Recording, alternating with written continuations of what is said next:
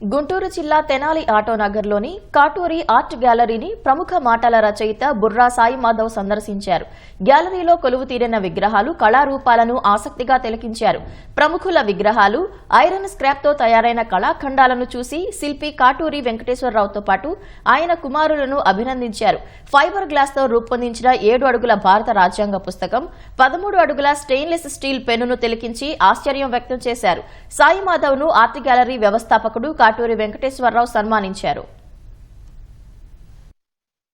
కళల కాణాచి అనే పేరు ఈరోజు సార్థకత జరిగిందని నా నమ్మకం. శిల్పకళలో నాకు తెలిసినంత వరకు ఇలాంటి అద్భుతాన్ని నేను ఇంతకు ఎక్కడ చూడలేదు. ఆ కళల కాణాచి అనే పేరుని కాటూరి వెంకటేశ్వరరావు గారు వాళ్ళ అబ్బాయిలు నిజంగా ఆ పేరుని నెక్స్ట్ లెవెల్కి తీసుకెళ్లారు. తెనాలి నిజంగా రుణపడి ఉంటుందండి. ఈ ఆర్ట్ గ్యాలరీని చూస్తుంటే నేను ఒకటి చెప్పాలనిపిస్తుంది. తెనాల్లో ఒక శివాలయం ఉంది, ఒక వైకుంఠపురం ఉంది, గంగానమ్మ గుడి ఉంది, అలాగే ఇక్కడ ఆర్ట్ గ్యాలరీ. ఇది వీళ్ళందరూ దైవ సమానులండి. ఇక్కడున్న ప్రతి విగ్రహం కూడా దైవ సమానులైన వాళ్ళు వీళ్ళందరూ.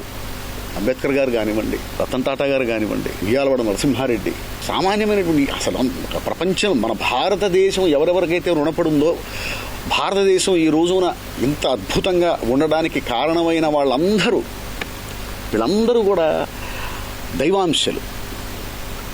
అందుకే నేను అన్నాను, ఇదొక పవిత్రమైనటువంటి దేవాలయంతో సమానం.